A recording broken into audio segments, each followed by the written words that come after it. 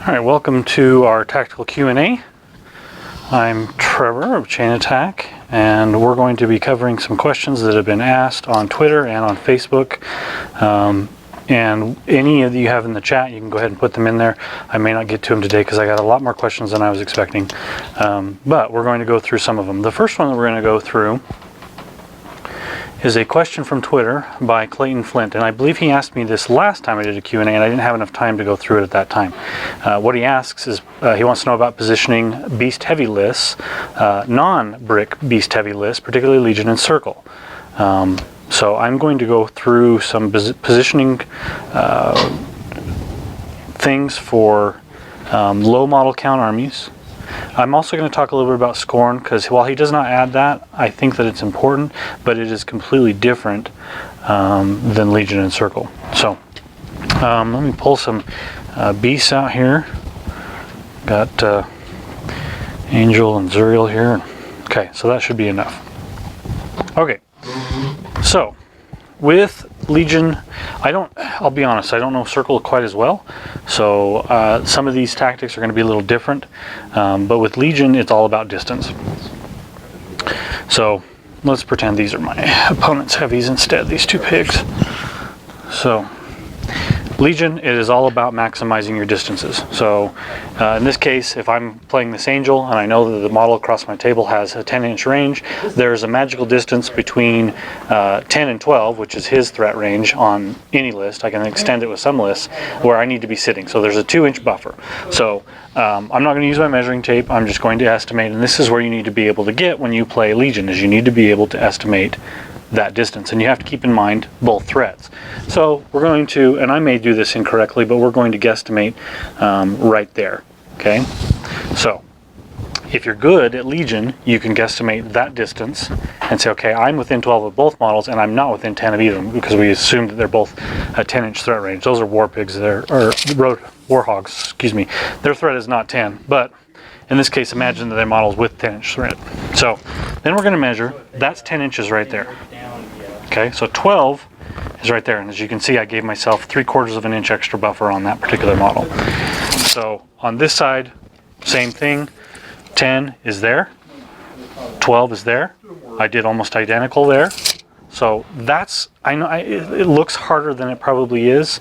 If you're watching this and you're newer to the game, you probably just looked at that and your mind was blown. It's not that hard once you can figure out those basic range differences. Legion is a lot about making sure that you're in those threat ranges, that you can estimate distances, and that you know threat ranges of your opponents and your models well. Additionally, let's pull these Scythians out here so I have just Legion models. Additionally, not all your models have equal threat, so sometimes you have to just bait with a model that's got farther threat, or threaten with a model that's got farther threat, and leave the models that are a little bit lesser threat a little bit farther back. So if they try to come in, that model's now in threat, whatever. But the other thing you have to be really careful of is if they have heavies with reach, or they have weapon masters, you really don't want to put two heavies close together. So this is sort of the opposite of what he talked about when he asked about, a non-brick beast heavy list. Well, that's Legion to a T. So you really need to have your stuff spread out, So I can, again, this beast here, this Scythian has a threat of 11 inches. So there's only a 1-inch buffer between me and that 10-inch threat model. So is it worth trying to figure it out? Maybe, especially if I have a large control area like, say, a Veil. I can estimate it and make a pretty good guess. If I can bait him out, get him to charge and come up short on my model, I'm all that much farther ahead. Especially when I'm threatening him, it's going to force him to come into me, especially if there's a zone or something here. Because you don't necessarily need to threaten him. I can just threaten the zone. All I need to have is that Scythian right about there. Now he threatens this corner of the zone, 11-inch threat right there. He doesn't threaten, I put him a little too farther back. It's a mistake. But if I had him right there, now he threatens basically this section. I can do the same thing over here. Now I'm threatening, probably don't want that there, but let's pretend that I've set up like this. So I've got my 4 beasts here. I've got 1 beast threatening those 2. I've got 2 beasts threatening the zone. Now, no matter what he does, it's a shit sandwich. So if he comes into the zone to keep me from scoring, I get to peace trade starting by killing his beast. If he advances in, I can easily kill with all three. If he just stays back there, I get the opportunity to first score. And in a faction like Legion, where you can control the tempo or control those models, let's say with a Rampager or Saren's Feet, that's a win for me if I can get him to back off. Especially if I can control the zone, score some points, and only give him 1 or 2 models in the process. You know, let's say there's an objective here. You know, come in here, armor pierce, spine attack, kill it. Now I've given him an angel, I put tenacity on it, it leads the way with reach and tenacity, and these guys just have to move up in and say, okay, well, now you got to kill that guy, and then I'm going to counterattack, and I'm going to score this twice, and I'm probably going to win. So that's a big part of playing Legion. Circle is a little bit different because you've got, I'm going to use these swordsmen, you've got stones, and stones change everything. So I mean, you can put a beast, you know, on the edge of the stones and be like, all right, well, no matter what you put in here, I'm going to be able to threat project, you know, the equivalent of 8 inches off the front to the back, so 10 inches plus, you know, my weapon reach, and there's nothing you can do about it. And I can, you know, you can't put models in my way, but it's still about not making sure that you don't hand them a free beast. It's all about threat projection and outperforming your opponent. Noting, so if you're trying to fight against this, some of the best tools against Legion and Circle are factions who can produce threats that out-threat them, because then they can't build this sort of structure. So, let's talk a little bit about Skorne as far as beast heavy lists go, because Skorne works way differently. Skorne, you have to lead with something. You're going to play a beast heavy list, but you can't do what I just did. It doesn't work. You do not out-threaten your opponent except for with Mullet Karn, but normally with, you know, sentinels, soldiers, bronzebacks, gladiators, that sort of stuff, you are out-threatened. So let's pretend that these two warhogs are bronzebacks, and we're going to pretend that this banshee is my sentry. So in this particular case, I have to lead. I'm going to lead with a beast that's super hard to kill. This could be in Morgul, it could be a admonitioned titan. In Rasheth, it's going to be a sentry. There's a lot of other lists where it'll be a sentry, something that's very difficult to kill. We got Tiberian maybe up here. And then if you have a bronzeback or two, or maybe even a gladiator, actually if it's a gladiator it'd be back here, but if it's their bronzebacks, you can leave them back here. So now I have bronzebacks that are only a few inches behind. They're still threat projecting. They're protected somewhat by a reach model. Sometimes you might have to leave them a little farther back. And additionally, if you place them correctly, a model that comes in without reach on this model can be countercharged. So I've got 2 countercharging models here. Range 6 of the countercharge means that if they come in to here, I can countercharge. Depending on the target, I may or may not want to, but I need to threaten that. That is how you have to deal with low model count beasts with Skorne. So you're usually going to have an agonizer, pretend he's an agonizer, standing behind, maybe even behind something or even closer depending on what your opponent is taking. And you're going to have, you still don't want to get them too close to start with, because a hard-hitting jack or beast or caster like Butcher or whatever, if they're close together, he can come in, keep this model from countercharging, and kill both. So Skorne, I feel like, is difficult in positioning in a completely different way than Legion and Circle are, because you have to offer up models and you have to figure out a way that they can take the least amount of models from you. It's a little bit of a, sometimes it's a little bit of a bait and switch as well.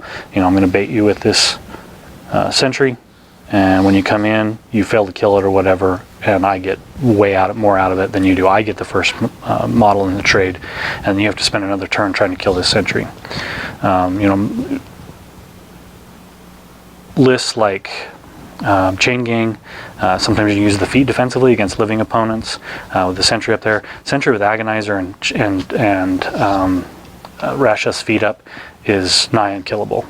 So, and people will think they can kill it, and they'll send in multiple beasts, and you know, they may kill it with 2 or 3 beasts, but then they're going to lose whatever they send into these bronze packs. So gladiators usually just kind of sit in the back. My gladiators always sit in the back, and they're always within 3 to, in extreme cases, 6 inches behind an important model, so that if I need to, I can activate this gladiator. He can move up, he can push this model. Pushes are a big deal in Skorne. 1 extra inch is kind of a big deal.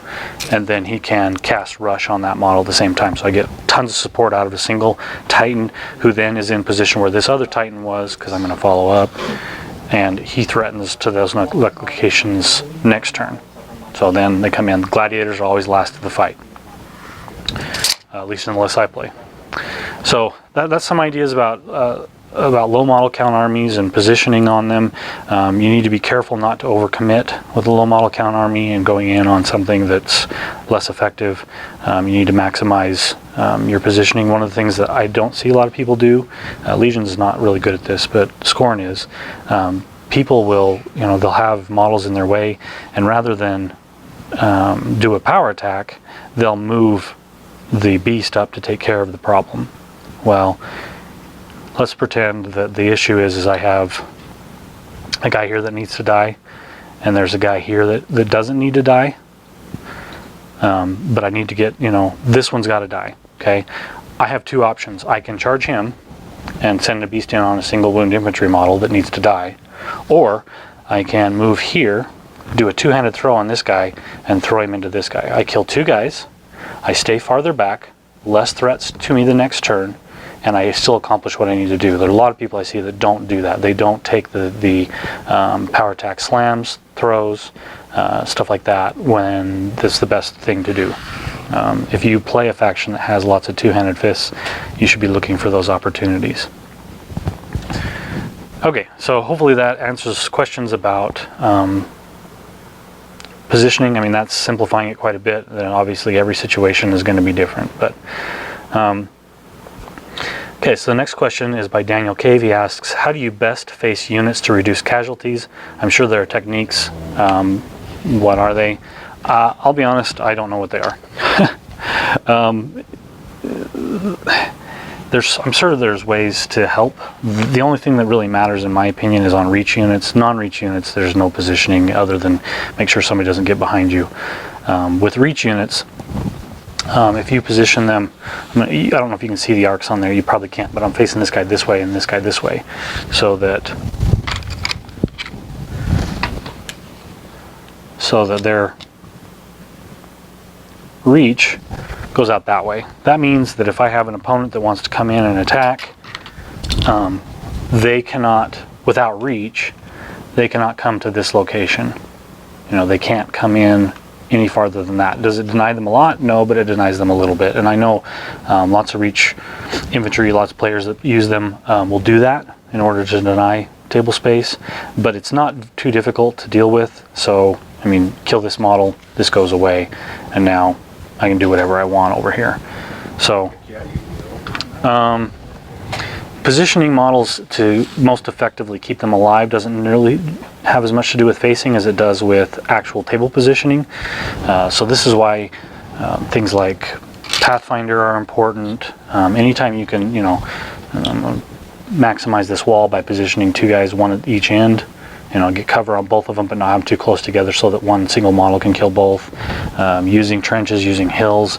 You know, too many times I see people, you know, there's a hill right here, and they run their unit up, and they'll be like, okay, I'll put 1 guy here, and they'll put the rest of the unit. Most experienced players, you'll see, they'll run this guy to here, this guy to here. They'll spread them out, but they'll get everybody on the hill.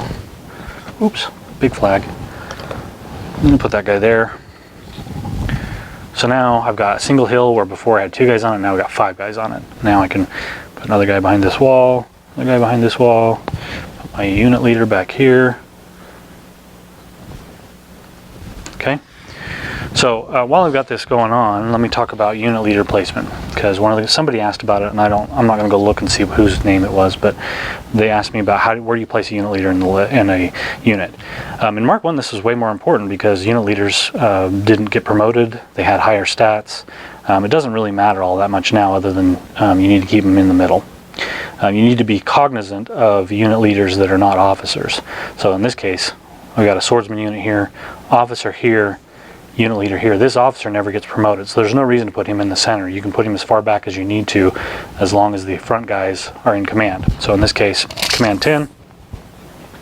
That front guy's in range, so we're good. This guy just needs to be central, so that when he dies, everybody's still in command. If he dies, we're going to promote. We're just going to promote to the guy that covers the most models in the unit. There's really no special science or anything about it. So, other than not forgetting that there's basically 2 unit commanders. I mean, he doesn't matter until he dies, but you need to be careful about where you place him. I see a lot of people who forget that it's a lot harder with Skorne because you got these big flags, but you know, a lot of people forget, like with their Bane Knights, and they'll put the Bane Knight leader over here. Bane Knights are a good example. Bane Thralls. UA dies, officer dies, leader's way out of position, bunch of the unit can't get a charge order. So keep that in mind. Keep your stuff, keep your unit leader always kind of central. Remember, don't forget about him, even though he's not important until the officer dies. Okay, let's go on to the next question.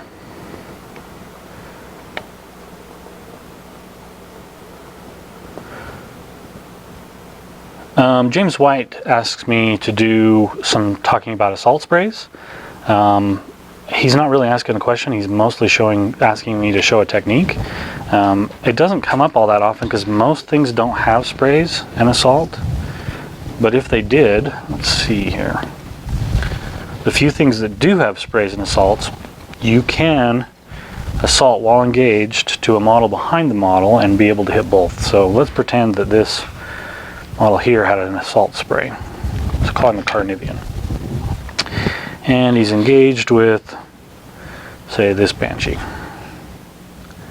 Okay, and there is a caster, like say Ossian, standing behind him. Okay, still needs to have line of sight to him, but let's say he activates this model, chooses to assault this model, he moves, hits this model, and then makes an assault spray, not targeting this guy, but he's gonna make attack rolls against both models. So I don't think there's anything more to say about that other than that it's possible.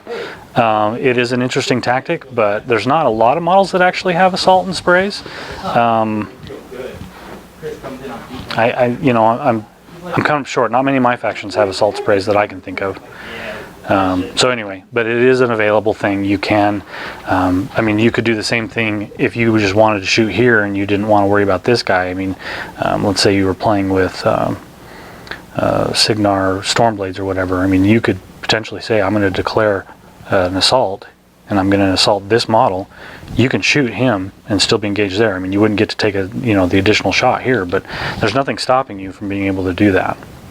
So just like if he were here, you could absolutely charge here. In normal cases, you'd take a free strike, but in this situation, all you're doing is declaring the assault, moving forward, hitting this model, and shooting there. There's a lot of people that think that that's not fair, not legal, whatever, but it's allowed by the rules. So, all right, let's go on to the next question.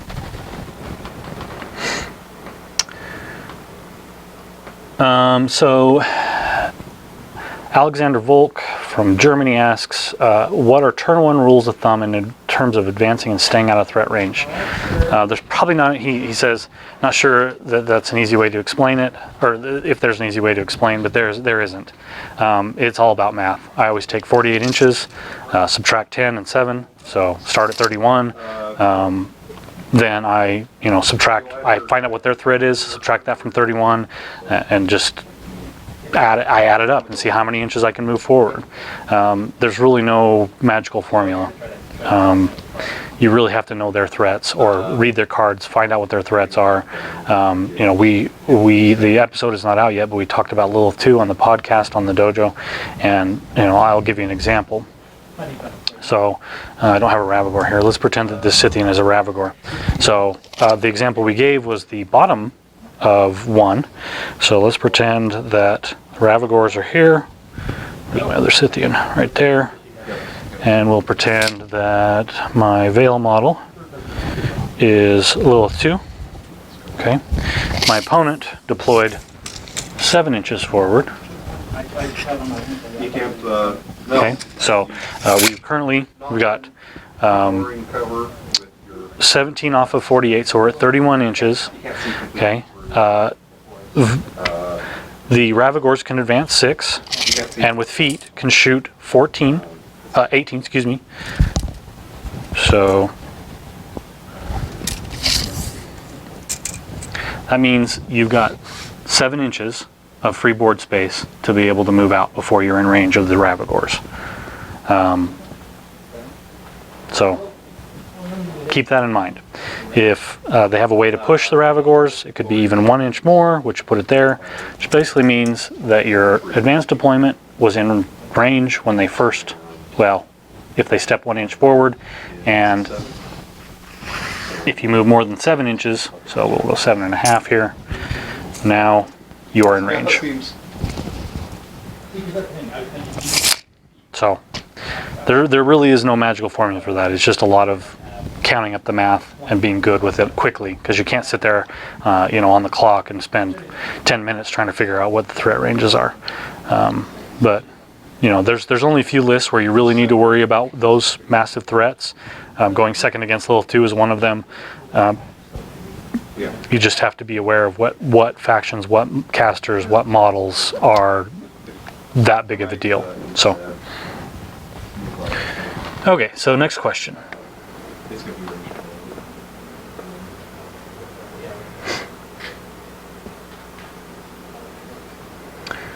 Let's see, I have a lot of people asking about Cavalry again. I'm not going to cover those, they were in a previous episode, but we'll maybe come back to them and do a little more in-depth thing. No, that would not be nice. Okay, let's switch over to the other one here. So Mark Swaby asks, how do you defend against an elevated model? So I talked previously on one of these Q&As about how an elevated model can see. Well, really the way you defend against an elevated model is knowing the elevation rules.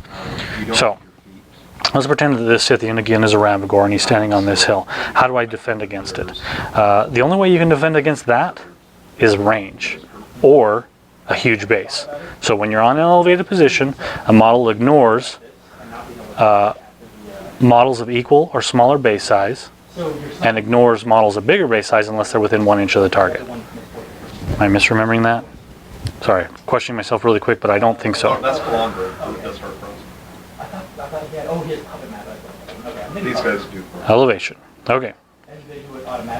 If the elevated attacker, if an attacker is on a terrain at least 1 inch higher than the target, is an elevated attacker. When drawing line of sight from an elevated attacker, ignoring any models on terrain lower than the attacker, unless they are within 1 inch of the target. Additionally, ignoring any models within 1 inch of the target that are on terrain at least 1 inch lower, if they are equal or smaller base size. So, the question of, if I have these two guys here and Austin standing here, am I protected from that Ravagor? No, you're not.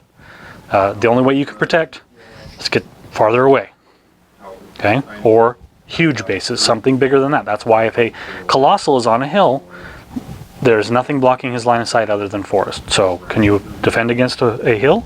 Absolutely you can. It's called a forest. Except for that's a Ravagor, that won't work. But let's pretend he's not a Ravagor. Let's pretend he's a defender. That would work, okay? So if it's a medium base that you're worried about, let's pretend it's a splatterbore. Wow, I don't have any medium bases. Well, anyway, pretend there's a splatterbore here. You can absolutely defend yourself by standing within 1 inch of a model like that. And you probably need to make it 2 models because a single large model like this, he'll just move to the side and still get line of sight to you. So it is hard to defend against elevated terrain, against ranged attacks on elevated terrain. You really need to use your terrain. Sometimes you can't defend against it. Sometimes the better choice is to sit behind a wall and get cover and hope that it's enough. So line of sight again. There's a lot of questions about line of sight. If you haven't already, find the elevation section in War Room or in your rule book and read it multiple times until you're very comfortable with it, until you understand it. It's important. Okay, so Will Hahn asks, and this is sort of pertinent to what we talked about earlier, how do you eyeball common distances better? There is no replacement for practice. However, there are some things you can do to help. let's set up a similar situation I had before, and let's pretend that this guy's here, and I want to make sure that these guys, let's say that is a roadhog, and he really does only have a threat range of, 7. 7.5, and let's pretend that this model is not a Sphinx. Let's pretend his arm is broke or whatever, and I only have a threat range of 9. I can measure my control area. Okay, so that's 10 inches. That's 11. I can even measure 8 here. Say, okay, I want to be right there. Okay, that's the best way to do it. Use your control area every time you can. The other thing you need to be aware of is zone sizes. Things like 12 inches, measuring, knowing from the center of this to the outside, 6, estimating ranges there. There's a lot of times where these zone ranges of 12 are great for angels, because I know that if my angel is right there, that I threaten the entire zone. Okay, I threaten this edge, no problem. Okay, I threaten just a little bit beyond it, and I threaten the rest of the zone. So sometimes knowing those can be very important. Stuff like this, I tell you, in pretty much every game I play that has one of these zones in it, especially if they're laterally oriented like this 6-inch measurement I use multiple times per game. I'm like, okay, well, he is, I would measure here and be like, okay, off my control area, he's 2.5 inches off of that zone. Okay, that means that he is 8.5 inches to here. That means that I have placed this model 9 inches, which is what I wanted to do. Okay, so using zones, knowing their distances, using your control area, trying to think of some other things you can do. A lot of times I will take a range shot to get a amount. So let's pretend that this Banshee here is activating first, and I want to know distance to that target. I'm going to move him, let's say I move him to there. He's going to take a ranged attack there. I don't remember what the range on the Banshee's gun is, but let's pretend it's 12. Okay, I can only measure up to my target, but I know that that distance is now 10 inches. Okay, so now I have another frame of reference. Okay. At the very beginning I showed you how I would place an angel against 2 targets that were threat range 10. Some of that is just playing and playing and playing until you can look at the table and say, that's 10 inches. I don't know, other than making the mistake a few times and getting rolled over by an opponent who does better measuring than you do, better judging of distance. I don't know that there's any way other than playing more games, practicing. I mean, you can, I guess, in your spare time, if you really wanted to practice this, you could, cut lengths of, say, lengths of rope or sticks, and toss it out there. And you could even make it a betting game. I'm going to bet. Everyone throws in an ante, and you say what do you think it is, and you could pre-measure them and cut them at certain lengths so that it's very easy to, they're in 1-inch increments. Say, okay, I think that stick is 10 inches long. I mean, there's lots of things you can do to try to get better at measuring.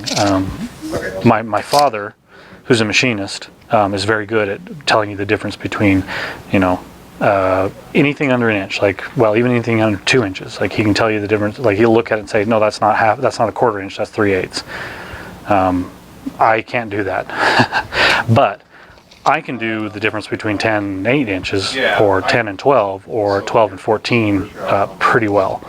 So Jay was always better at this than me, and when the other times we played this game, he would stomp me because of it, because he could judge those distances better, and I would always end up, in this is sort of situation, think, oh, I'm in range, charging and coming up, 1/2 inch short, and then all of a sudden he gets a free heavy. So kind of an important lesson to learn, but there is no replacement for practice on it.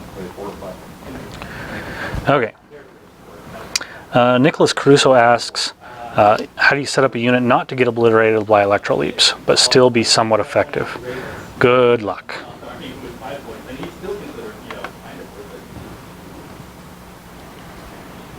Yeah, I don't know what else to tell you.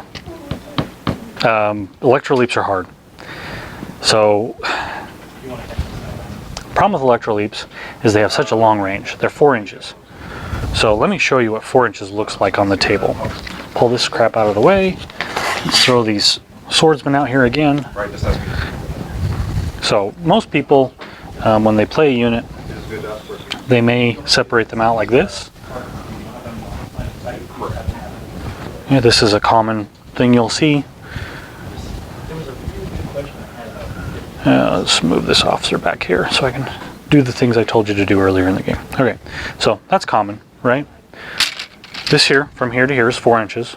Okay, I don't have a single one that's not within 4 inches of another model. You know, this one's within, oh, actually I might have done that guy without 4. Oh, no, he's within 4 of that guy. So that, I mean, this is pretty well spread out unit, and the truth is that he can sandpaper off this front row, electro leap into this second row, and the back row is never going to get to do anything. I mean, to make these 4 inches or more apart from everybody in the unit, it becomes very difficult to get anything out of this unit. In fact, it becomes so difficult that I'm pretty sure they can't stay in command.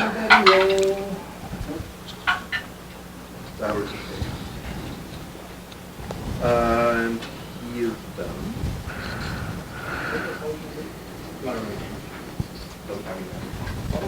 Okay, so I can put the officer, I'd need to switch this, the officer would need to be up here.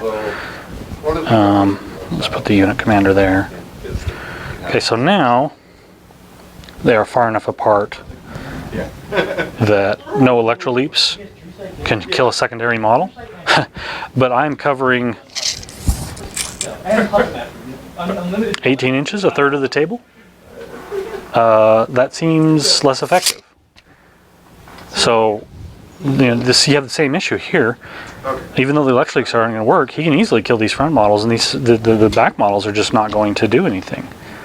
So is there a better way to defend against electro leaps? Yes, there is. Usually electro leaps, the best way to defend against them is to intermingle heavies in there. So, you know, if I put this in and put a heavy, we'll do this one right here. Okay, I'm going to put that heavy right there. So now, if he hits this guy with an electro leap, it's going to bounce to the heavy. The problem is now you can hit the heavy and have the electro leaps bounce to there.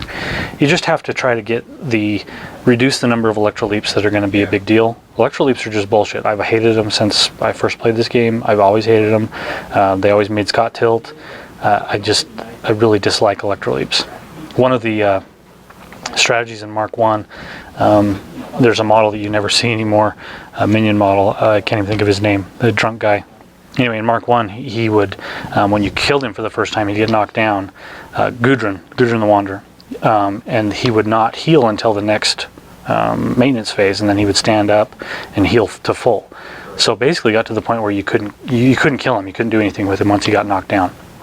So we had a guy here locally in the store who used to move him up, kill him so he was knocked down so you couldn't miss him, and he would run him up next to your caster, and then he would just hit him with every electro leaping model he had in his list, and they would all bounce onto your caster and kill you. And you walked away being pissed off because it felt like the most bullshit thing in the world, and it was. Anyway, Gudrun doesn't do that anymore. He just gets knocked down and you remove all the damage. You can continue attacking him. But in Mark 1, that's not the way it worked, and he was a real pain in the butt. So anyway, electro leaps are difficult, but a lot of times I will... really what you need to do is not worry about these guys. What you need to worry about is the important things, like your solos and your casters in the back. And the way you can defend them is just by putting a heavy... for the, you know, let's say put the heavy farther than 4 inches away. If this model's within 4, put the heavy closer to this model, so when they try to hit this model, it'll bounce to the heavy. If they try to hit the heavy, it will not bounce back to that model. Support models just have to stay farther back. But these guys, if you do this, you just have to accept the fact that you're going to have massive casualties. There's not a great way to do it any other way. Hope that you can put in enough stuff that can soak up those things. I don't have great rules or great ways to avoid electro leaps. You might ask a Signar player. They probably know better about it than I do, but I usually just try to worry about the really key models and make sure that nothing bounces onto them. Putting a key model, or putting models like this model, say you might try to bounce off it, put it near an objective so it bounces into my objective, or various other things like that. Or I mean, you can even use your caster for this sort of stuff. If your caster's high enough armor that it doesn't matter, caster can stand up there and the electro leaps would bounce into him and do nothing. So those are some options.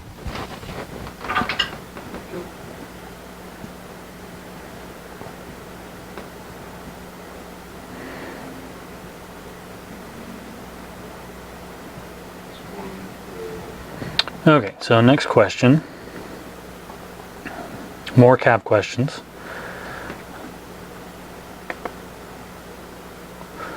Shield wall formations, how and why? Another question from Mark Swaby. So shield wall. Shield wall is one of those abilities that I think most of the time is wasted. If you're talking about low POW guns, non-AoE guns, it's usually good. AoE guns with low POW, also good. Boostable AoEs, not usually as good. Normally, a shield wall unit that has low defense, so multi-wound models with low defense but high armor, almost always, that have shield wall, almost always going to get used in shield wall. Single wound infantry is where it gets sort of questionable. I think I've talked about this before. You know, don't put them in shield wall if it's going to, especially if they have models with 2 attacks. I mean, putting these two together with a model with 2 attacks that has a POW high enough to be able to kill this model is going to come in and get a kill here, and now his non-charge attack against the model that's no longer in shield wall is also going to be successful. You're just going to lose 2 models. So you really need to be able to identify your opponent's models and know what threats they have against your shield wall unit, and there are times when you should shield wall, but most of the time I think in single wound infantry, except for like Iron Zeal turn for Black Dragons, and that's about it, because even Temple Flame Guard, I feel like Iron Zeal is not the turn. Iron Zeal is better spread out with those guys, so their defense normally is going to be better, set defense and things like that, and the spell on them. So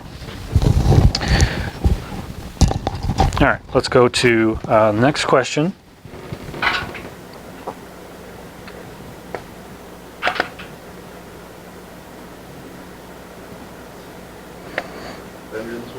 Okay, so I'm going to start taking a couple of questions from the chat. First question I'm going to take is from James Raymond. He asks, do you have any advice about using a shooting heavy list, example Butcher 1 gun line? So shooting heavy list is, it feels like it's about 75% about target prioritization. So it's about picking the models you can kill and picking the ones that are the most important to kill. So I don't have, let's see here, I have some ranged units here. Let's do, these are Raptors. And this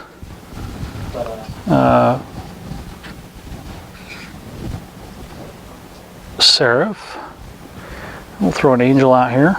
So ranged force, we'll put them on Veil here. Let's say I have some models out here, and I'm going to give some examples. So let's say I have a bunch of swordsmen across from me and they're coming in.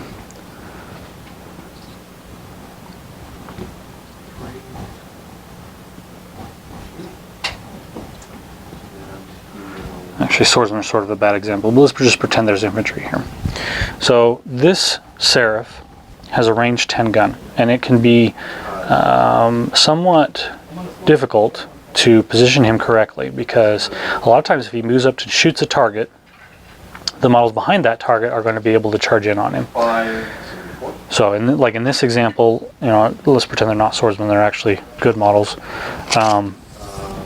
So if he moves too far forward, let's say these are Annihilators, you know, and he's standing here, he shoots here, range 10, he's able to kill that model, but these 2 Annihilators that are standing behind it are within 11 now.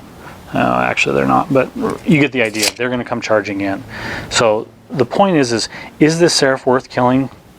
One Annihilator or Swordsman or whatever it happens to be? Usually it's not.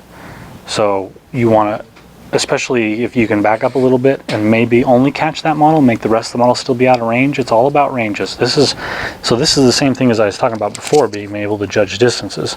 You want to be at the maximum threat range you can possibly be without missing. You know, missing is a critical failure as well. It's almost as bad as coming in on a shot and on a charge and coming up short. So you need to be able to judge those distances on ranged attacks just as well as you can on charges. It's still the same skill. So let's talk about, let's pretend that there's a couple of heavies in here and a bunch of troops. Okay, and the Butcher 1 gun line which of these models is in threat range. Okay. If it's only these guys, then you're only important, and you have to keep a scenario in mind. But if it's only these guys, you know, you're going to use your Winter Guard infantry and your rifle corps to kill this front row, and then you can take additional shots. Too many times I see people taking rifle corps shots or whatever at heavies, or models that are out of their mathematical range, so mathematically difficult to hit or mathematically difficult to damage. Don't do that. Make sure that your attacks are effective. You know, make sure that you have a 70% chance that you're going to hit and kill, or better. Make sure that you choose targets that are appropriate for those models. You know, in this particular case, I want this Seraph to kill this front row, this Angel to kill one of the models on the front row, and if those are living heavies back there, I want these guys to move up into range, shoot the living heavy, get boosted poison damage on them, and then use my light cav move to move back out and remain out of threat range. So one of the difficult parts about playing a ranged heavy list is zones, because a lot of times if you're playing a ranged heavy list, you don't want to get close, and there's going to be a zone, and eventually you're going to have to get into it. So sometimes it helps to take a model such as a Rake in Legion, or a Centurion in Signar, something you can put in the zone that's difficult to remove and can help you not lose on scenario. So there's models like that in every faction that you can use to place. You know, if you're playing Skorne, it's a Sentry or a Brute, you know, whatever it happens to be. So, but really it's mostly about choosing the correct targets. So do I want to use, if I have a Ravagore out here, do I want to use a Ravagore shot here? Well, maybe, you know, if I have a Ravagore shot there, let's change the way these guys look for just a second. Say they're clumped up a little bit more, but not within 3-inch AoE range, okay? And let's say I have 2 Ravagores. This is a common thing with playing Lilith too. And let's say I have, pretend these are Ravagores. You know, if I have those troops coming across the table and I'm sort of running out of range, and I've got a model up here that I'm trying to defend, let's say I have a Rake in the zone to try to defend it, you know, I can have these 2 Ravagores shoot these 2 models,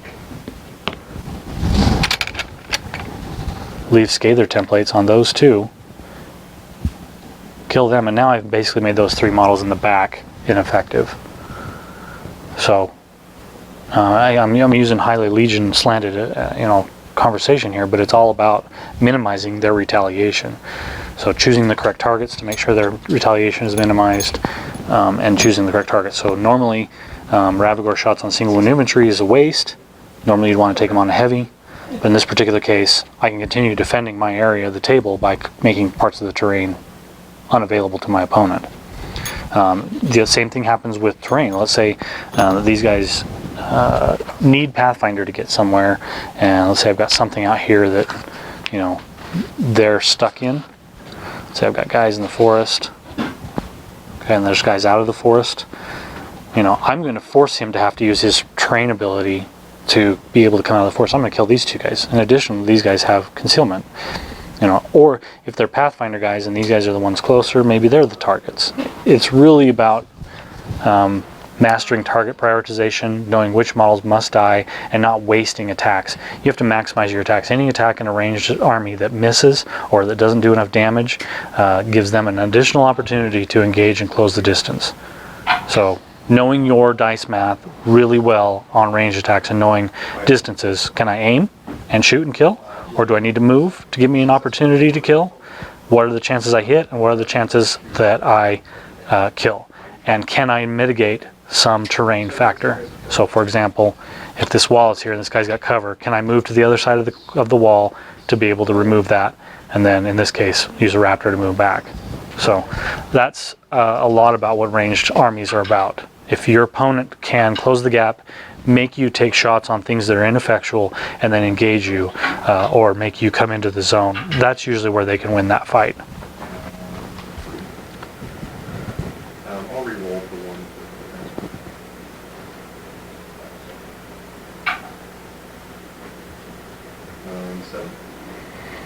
Okay.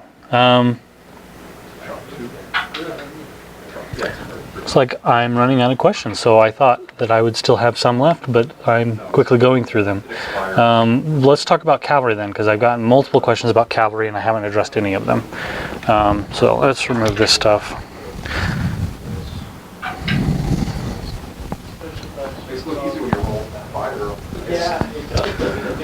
Everything's like a 14.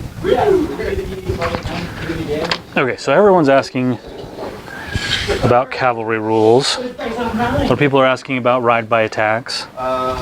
Recently I saw a question on one of my other videos that came from the WTC last year, or 2 years ago, excuse me, where someone asked, hey, I saw so-and-so move cavalry in round 3 after making attacks with them. How did he do that? Well, he did it with a ride-by attack. So in the particular question asked, he was using storm lances. He activated one here, take his ranged attack, and then he would use the rest of his movement to move back out of threat. So with a ranged unit that can do ride-by attacks, this is not a ride-by attack unit, this is a light cavalry unit. But pretend this is a ranged unit that's a heavy cavalry unit. Let's say I've got my storm lances up here. I can't remember the range of the guns is like 8 or something. I can, if I have a whole bunch of guys up here, sometimes the right choice, It's pretty good to kill a caster with especially if they're not going to be able to catch up to you. Let's say he runs them to there. Take my shot here. Declare ride by attack. Take my shot there and then back up 7. Shot. Back up 7. Shot. Back up 7. I mean, look at the distance. Even if I fail my shot, I've placed, 12.5 inches between me and my opponent. Most infantry units can't get that far. So he runs at me maybe. I do the same thing. Ride by attack, back up. Ride by attack, back up. Cavalry units are a lot of points. And if you're just going to charge in every opportunity you get, you're probably not going to get your points out of them. It is really about outmaneuvering your opponent with cavalry. That's why some of the cavalry in the game are not very good, because they just can't do that. They don't have the abilities that allow them to do that.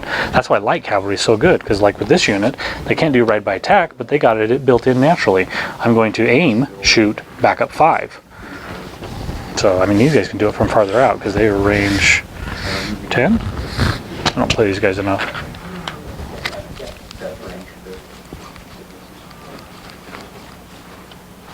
Range 12.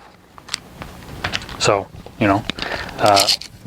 shoot from here. If I'm here and I threaten 12 inches out, they run into that, I aim, shoot 12, kill that guy, back up 5. I probably don't even back up 5, honestly, if I am able to sandpaper the whole front row off, because it'll put me out of, I can start shifting around. So that's important. Ride-by attacks are important. You can even use it with melee. So let's say that I'm playing a melee unit like the Trollblood Cavalry. Okay, let's say they came and charged. Obviously you wouldn't have them lined up like this, but let's say they came in and charged last turn. Okay, you got, some guys on each of them.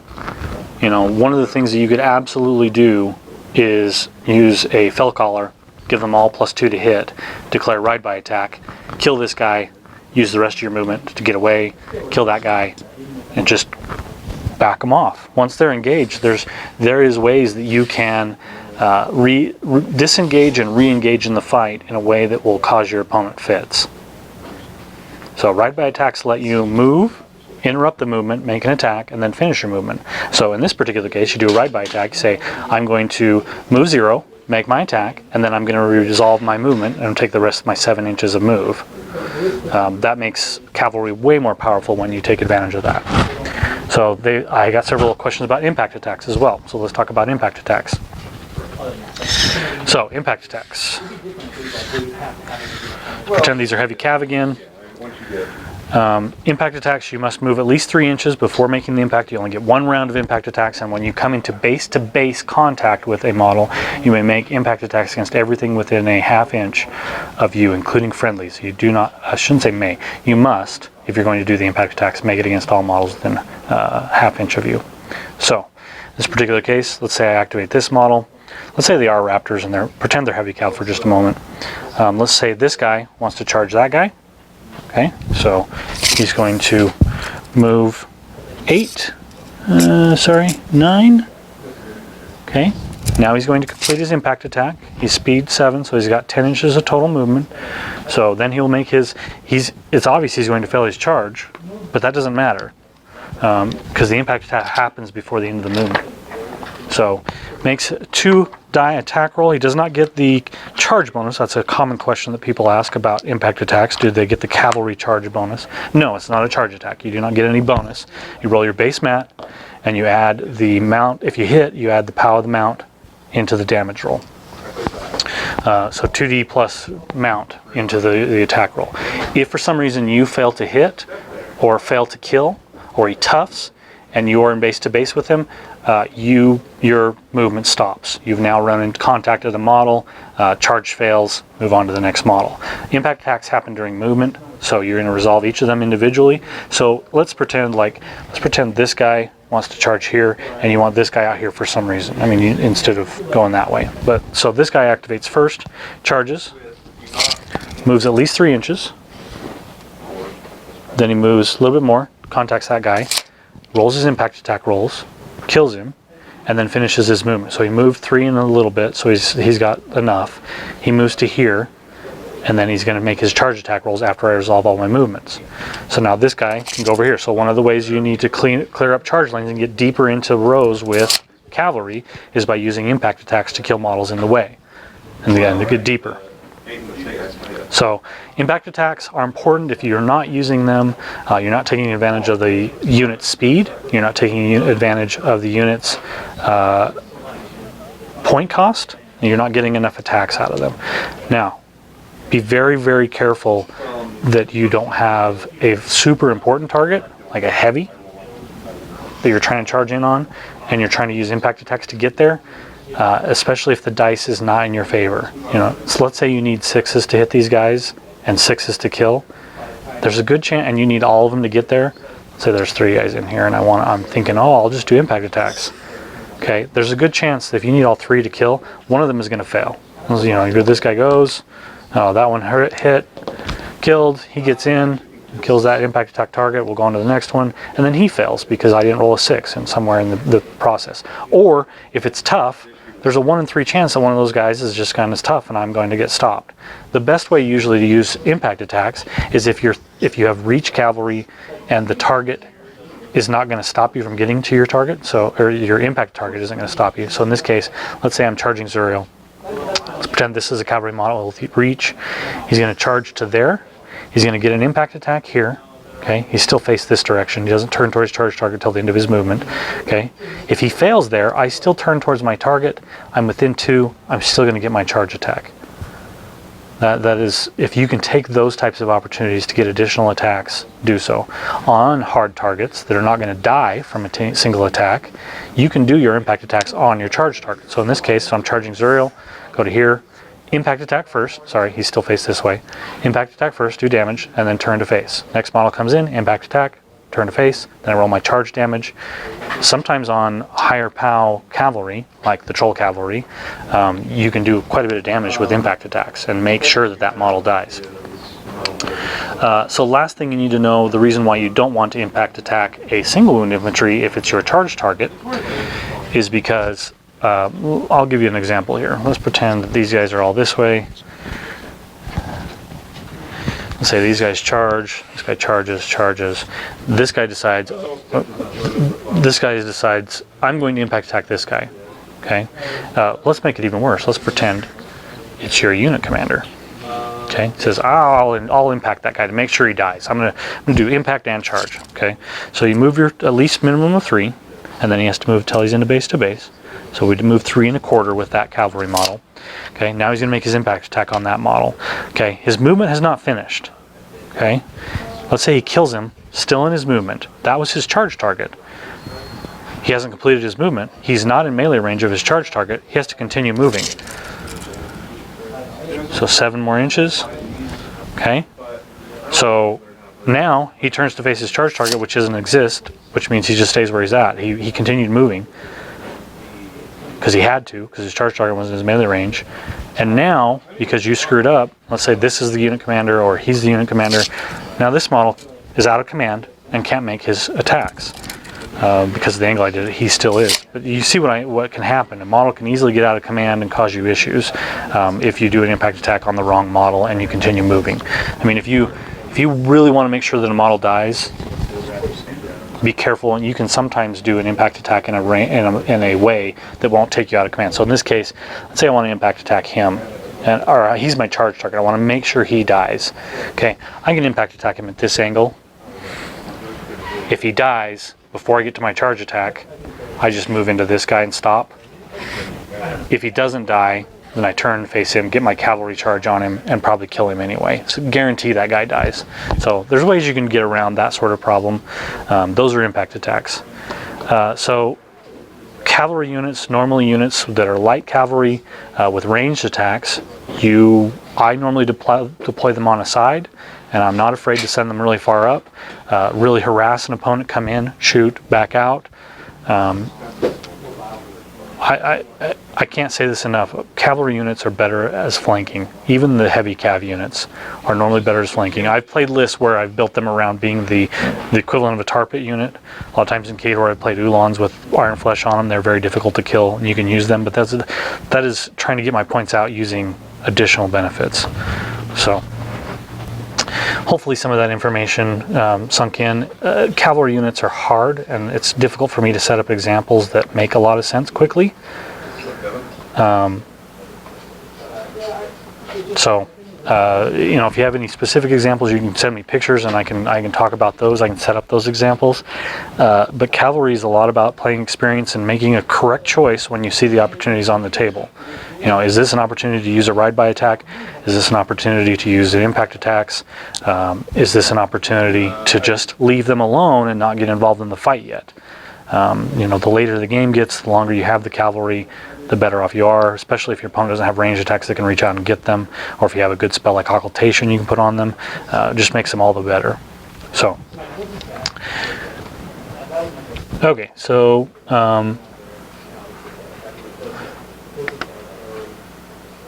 next and final question for the day. One of the guys or ladies from Twitch chat asks, can you talk about how to set up your army properly when deploying? I think it's a basic thing that a lot of people can get wrong and lose the game before it starts. So, deployment. I've talked about this, I thought for sure before in the past, but regardless, I will go through it again. One of the most important things you need to do in most scenarios, in most situations, is make sure that your most important models are central to the board. So caster needs to be central, colossals and gargantuans need to be central, then they're going to threat project onto the board. And if you move them over, you're cutting off half of their threat projection. So in this example, Vale here, her control area covers most of the board. If I deploy her over here, her control area goes into unimportant areas. Okay, there's nothing she's threatening over here because the important things are happening over here. So deploy her centrally. Okay, colossals and gargantuan, same thing. I don't have one here, but I'll use this ring for an example. A lot of times colossal or gargantuan can be more important to their deployment than your caster, so placing them more centrally and your caster slightly off. Cavalry units can normally go on the outside. Single wound infantry, if they're a tar pit unit, up front. If they're not a tar pit unit, you can put them back. Be careful not to spread out too far unless you're playing Crix. Crix is usually, when I played Crix, my models covered 3/4 of the table pretty easily. A lot of times deployment is more about matchups and terrain. Are you going first? If you're going first, you need to be placing models according to terrain. Do I have a unit with Pathfinder? Okay, let's make sure they get up behind the wall. Is that wall far enough back that my caster can use it? Let's place my caster over here so I can get behind that wall. Is there a trench on the table? If so, is it in range of me? Can I take it before my opponent can? If so, what models do I want in the trench? Okay, if I want my single wound infantry in the trench, how many can I easily fit in there without giving up, you know, multiple attack model coming in and killing all of them? What if you're going second, some of those questions start to go to the background when you start thinking about, okay, I have this unit of, say, Dwarven Forge Guard. Does he have, sorry, I'm forgetting names, but does he have a ranged unit that can kill them? Does he have slingers? Slingers is an example from Skorne. Does he have slingers standing on the other side of the table? Okay, well, let's deploy the dwarves as far away from the slingers as we possibly can, because they'll kill all of them. Strider Deathstalker is a good example. Is there Strider Deathstalkers on the table? Here's the biggest problem with those. They're advanced deploy. So no matter where I put my dwarves, he's going to place his Strider Deathstalkers across from them. So that's a part where if you're playing advanced deploy, you get an opportunity to choose your matchups after your opponent deploys, no matter whether you're going first or second. But if I play Strider Deathstalkers here, and he's got his, say, Iron Fang pikemen across from them, now he can, say, move his behemoth over and try to deviate shots. But it's a lot about forcing matchups in the units and the models to get the matchups you want. Do I want my Raptors to go against Swordsmen, or do I want my Raptors to go up against a Warhawk? Okay. So, is it a Warhawk and Carver? Because if it's Carver, these guys aren't going to do any damage, because he's going to be armor 21. So I want to match up against here. Knowing those matchups are what's important in deployment. Keep your important models central. Your super fast models that you want to flank, go out on the edges. Make sure that all your key models are in the appropriate places to move behind terrain, and make sure that all your key models are matched up correctly against opponents. And I've said this before, and I'll say it again. Especially if you play a particularly fast force, if you deploy first and your opponent counter deploys putting units that you don't like in matchups against your models, don't be afraid to flop your force on your first turn. Let's say I have, Raptors over here and my Angel over here, and over there he's got single wound infantry and a large base over here. Don't be afraid to run the Angel over to here to line up with that large base that I want to thrust on, and run these guys.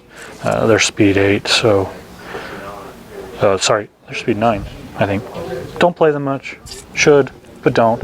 And just have them run to the other side of the board, giving me the matchup I want. Now I'm forcing him to flop his force or be forced into bad matchups. A lot of times players aren't willing, or are not do not recognize, or don't have enough time because of scenario pressure. I mean, you're losing movement. If you're a fast force, so you're not losing much, just flop.